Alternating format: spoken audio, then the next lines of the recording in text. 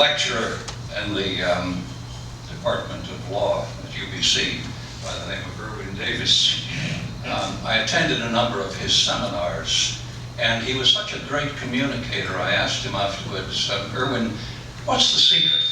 He said, well, Bill, what you got to do is to give them an overview, tell them what you're going to tell them, then tell them, and then remind them as to what it is you've told them. It's as simple as that. So, Acting President Deborah and friends and guests, today I'm going to give you a clue as to the way things were when I joined Rotary in 1964. Then I'll fast forward and give you an overview briefly of the way it was during my presidential year in 1979-80. Then I'll give you an insight into a couple of memorable projects, then some memorable people and programs, and highlights for me, and then I'll conclude. With any luck, it will then be 1:28, and if you have to leave before that, don't worry, I won't be offended. I know I will want to leave by then because I've had 2 glasses of water. I can't promise to be always politically correct, but then that's never bothered me in the past. Shakespeare had a lot to say about Rotary, although he didn't know it at the time. It is meet that noble minds keep ever with their likes, for whoso firm that cannot be seduced. And that's one of the highlights of Rotary, in that we get together once a week and share thoughts and ideas. When I joined in 1964, it was not easy to get into Rotary, believe you me. It took 6 months before I was actually invited to be inducted. Yeah, that's you. The process was difficult. One black ball, as I call it, one dissenting vote from the club was enough to keep you out. I was the youngest member for well over 10 years. And the first job I was given was a clipboard with everybody's name on it, and after eating lunch you had to go around the room and tick off all the names of who were in attendance, and that way you got to know the club members in a hurry, because if you didn't know who that person was there, then you'd have to go and look at his name badge sort of thing, and you'd soon then get to know everyone. Annually, there was a list of open classifications prepared, and membership in the club was strictly by classification, and classifications were jealously guarded and strictly applied. As a matter of fact, our own Larry Stinson had difficulty getting into this club because the classification of law barrister was filled, and he had to wait until it was relinquished. I also made the mistake early on of proposing for membership an optometrist by the name of Norman Hantelman. Boy, did I get into some hot water from the guy that had the classification of optometrist, Bill Lindsay, who told me in no uncertain terms to butt out. Attendance. Attendance was strictly regulated. You had to be attend 60% of the meetings. You missed 3 in a row and you're out. That was that. There was no questions asked. There was no way of, other than making up attendance at other clubs. Rotary was not a fraternal organization. It was a business and professional men's service club, not a social club. No attempt was made to involve families. The wives had their own Rotarians club if they were so inclined. And Rotary was unabashedly exclusive, it was unabashedly elitist, and perhaps mildly chauvinistic.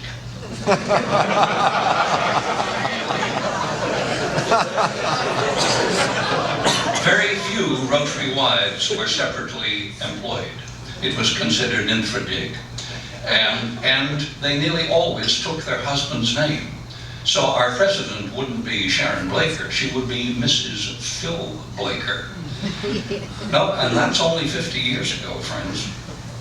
Rotary Foundation was big, strong, and operating very successfully in 1964. But November was Foundation Month.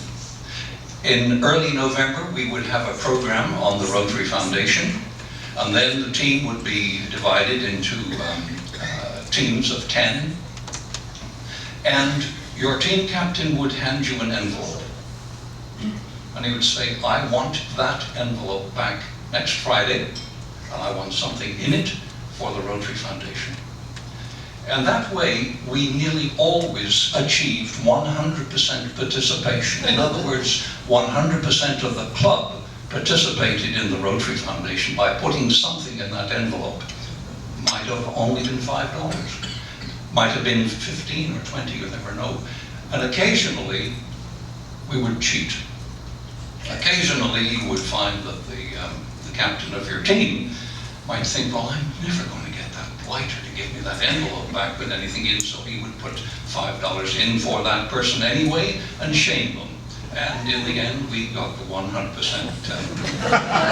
participation. And then at the end of November, it was all tallied up, the money sent to Rotary International, and nothing more was said about the foundation until the following November. Great. Yes.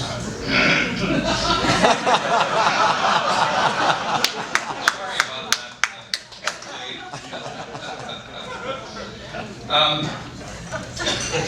That money used to, in those days, amount to about $1,000 US, which entitled us to one Paul Harris Fellowship. And the giving away of that fellowship was one heck of a big deal. Believe me, the committee was formed for the whole year to consider who that one recipient should be. And it was a very, very, very big deal. Dress code, suit and tie. 95% of the members would show up at Rotary just as though they were all, 95 Paul Blessings sort of thing with their suit on them every time. The meeting would start at 12:05. The business portion would start at 12:40.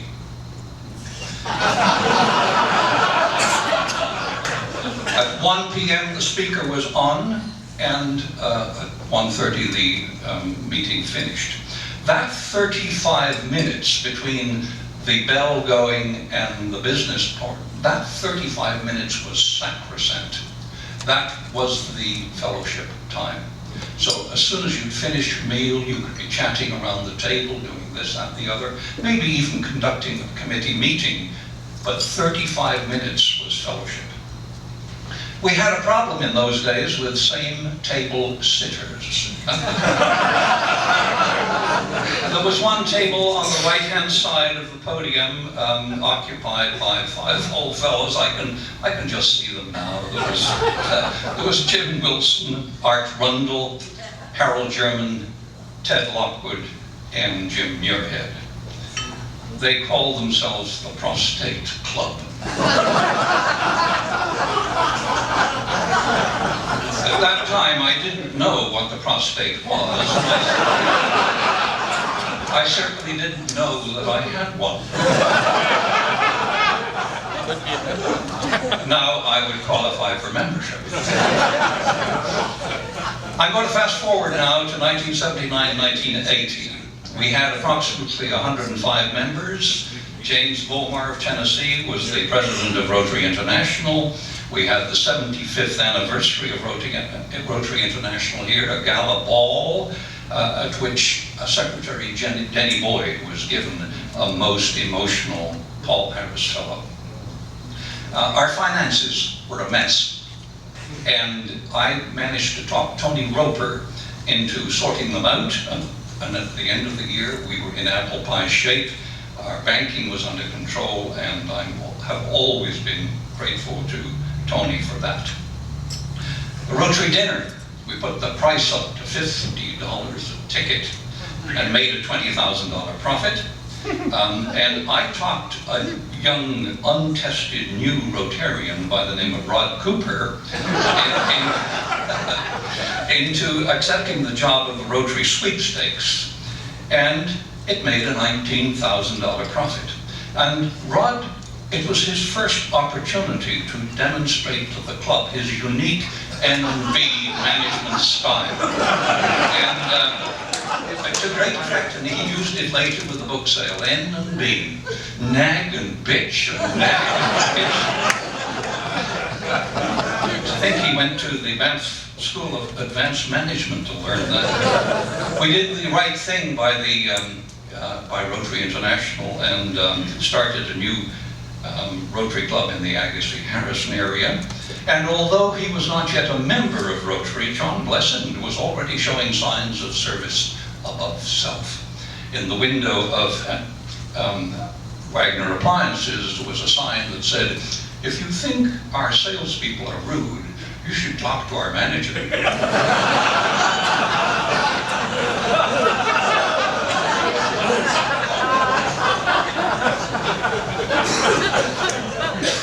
Two memorable projects I want to talk to you about, and you can do the math. In the late 1960s, with 65 members, we took on the building of a new Rotary swimming pool. The facility was to cost about $120,000. In other words, close to $2,000 per member. It wasn't all in cash needed. We had a lot of donations in kind, talking to cement people and this and that, the other. But the fact of the matter is that the club did it, and did it very nicely indeed. Now, if you take that $120,000 with 65 members and multiply it and adjust for a little bit of inflation we might have suffered since that time, you'll come to the conclusion that, same as I do, that we as a club today should be able to tackle a $500,000 project, none of the little small stuff. Well, that was a tremendous program, and it was ongoing through my presidential year. But at the end of the presidential year, Coralie and I took off for Europe and beyond, and had a year of travels. And about 370 days later, we arrived back in Chilliwack, and three sort of minor catastrophes had happened. Firstly, the real estate market had taken a nosedive. Secondly, the Camp Hope Improvement Project had been aborted by Fisheries and Oceans Canada, and Coralie was pregnant. Fisheries and Oceans Canada decided that breaching the dike and introducing fresh water into the Camp and the Hope River systems might confuse returning salmon spawning fish, in that they might get up the Camp and the Hope and get blocked and not quite know where to go, and that might adversely affect the salmon run. They were correct, of course, but it's amazed us that we had advanced so far and then put the kibosh on it. It remains a superb project. If you go out to Rosedale, and onto the dike at Ferry Road, you'll see where the channel is still there. You'll see the control gate in the dike. So much of the infrastructure remains, and I suppose that it could be resurrected if we were to find a way of getting fish to turn left rather than right. At somebody point, we should put a sign up and get in. Memorable people, memorable programs. Cecil Hacker, what a guy. Publisher of the Chilliwack Progress, patrician, very refined, wonderful Rotary president. J.Y. Halcrow, James Ypres Halcrow, the principal of the Chilliwack High School, erudite, eloquent, the best dressed Rotarian ever. Hugh McGann. Hugh was the administrator of the Chilliwack General Hospital with an incredible sense of humor. I'll never forget the day that there was a speaker at the podium and wanting to demonstrate something, and he said, well, has anybody got a plate? Well, up jumped Hugh, and he steps forward and he said, would you like an upper or a lower?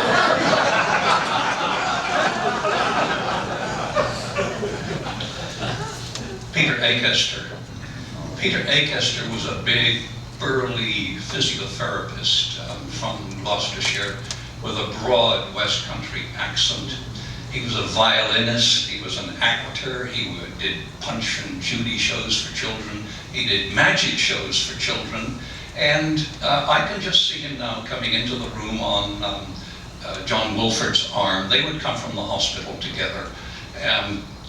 Peter was blind, and he was a jokester, and he always sat directly below the president on a chair down here, and he would smoke the most god-awful cigars that you ever came across, and choke the president, sort of thing. Some thought it was a perfectly reasonable idea. I remember getting a phone call from Bruce Clegg in the mid-60s. I'm still a very fresh young member and the youngest member of the club by a long shot. And Bruce Clegg phoned, he said, I'm going up to Hope this evening, would you like to come along to make up attendance? So I said yes. So Bruce showed up in the driveway, and there he's driving this great big Buick land yacht, and he's sitting in the front, and sitting alongside him in the front, Peter Akester. So I hop in the back, and I'm sitting on the back bench seat, sort of leaning forward on the front seats, and we're chatting about this and chatting about that. And by the time we got to Jones Hill, Peter sort of leaned over to his left in an extremely confidential way, and he said, Bill, did you know that we have a homosexual in our club? Now, understand, this is before the term gay was in common usage. And so I said to Peter, no, I don't believe it. He said, oh yes. And a few moments went by, and then he leaned over a little bit more confidentially. He said, would you like to know who it is? So I said, well, Peter, yes. He said, well, give me a kiss and I'll tell you.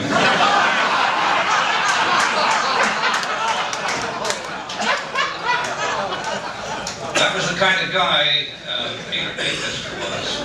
Gordy Buchanan, many of you will remember Gordy Buchanan. What a principal fellow. Had a wonderful war. Lieutenant, he was a naval lieutenant commander. Was based on the south coast of England.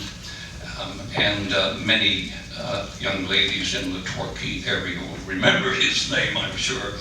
Anyway, Gordy really was a prince of a fellow who was incredibly good to his mother. And I remember him telling me that he had his mother installed in the finest old folks home that he could find up on the Upper Levels Highway and Taylor Way in West Vancouver, magnificent place. And he used to go there every Friday afternoon to visit Mother. And they would sit and talk about the family and how the dealership was doing and this and that and the other. And she was very, very happy there until one Friday he went down to visit her. And as soon as he got into the room, he could tell that she was in a bit of a state, in high touch, and she said, Gordy, you've got to get me out of this place. You've got to get me out of here. Do you realize there's a hooker in here? And I'm not staying in this place, not if there's a hooker, you know. So Gordy said, oh, well, Mother, okay, I'll do my best. And so the afternoon went on, and they talked this and that, the other, and just as he was about to leave, his mother said to him, Gordy, what is a hooker?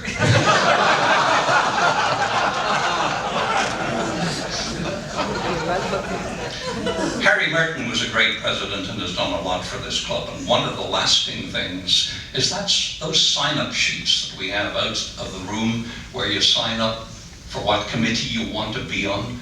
Before then, it was just up to the president and the secretary to dish out the names any which way they wanted. Now, we do the sign-ups, and Harry, that was his innovation. Harold Hicks, he was a member of the Diefenbaker government, a member of Parliament, wonderful Rotarian, the director of the Agassiz Research Station. You know, not all of our members have been on the up and up. Over the years, we had one fraudster went to jail. We had one murderer, and they were both really nice guys. Well, it's basic. If they walked in today, I would gladly sit with them. They were perfectly nice fellows. Memorable programs. I'll be as brief as I can. I can always think of Uncle Norm Williams' slideshows. He and Alice used to travel extensively, and Norm would come back with superb slideshows. Ed Halsell, I'll never forget his, he was the jeweler, never forget his who's who. He rambled on and on and on, and by the end of half an hour, he was up to grade 12. On a more serious note, there were two other programs that who's who that I have to mention. Peter Dick. There wasn't a dry eye in the room when he told us about the starvation his family had suffered in the Ukraine during the war. And then another Rotarian, I won't mention his name, grew up in the eastern part of Germany during the war, and as a little boy, he and his baby sister and beautiful mother were hiding in a derelict building in East Germany when the place was overrun by the Russian soldiers. And in his who's who, he very movingly told us the story of how terrified he was.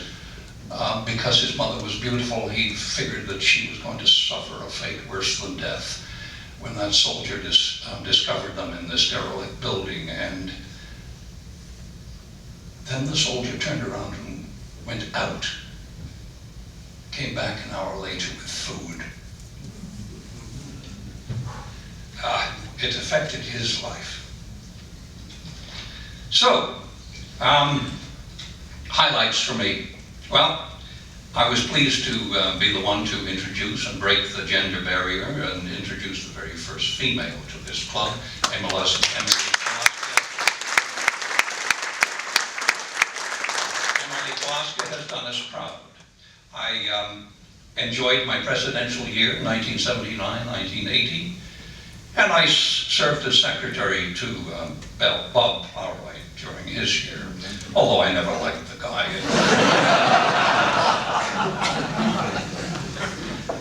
Conclusion. If anybody needs to leave, please feel free. I won't be offended. Rotary has evolved and continues to evolve, and far smarter people than me have plotted its course. So I can't be critical, but was it better 50 years ago than today? Who can say? What we can say is that Rotary has survived, and survived rather nicely, whereas what has become of the foresters, the oddfellows, the kinsmen, the moose, the buffalo, the eagles, even the Masonic order is suffering a downturn in membership. The four-way test, what a wonderful thing.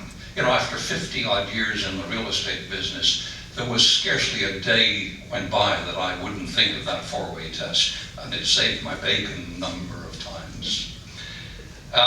Yet in our relentless quest for new members, I'm reminded of the words of Groucho Marx, who said, "I wouldn't want to be a member of any club that wanted me as a member." Ogden Nash said, "Progress might have been okay once, but it's gone on far too long." Thank you for letting me talk to you this way.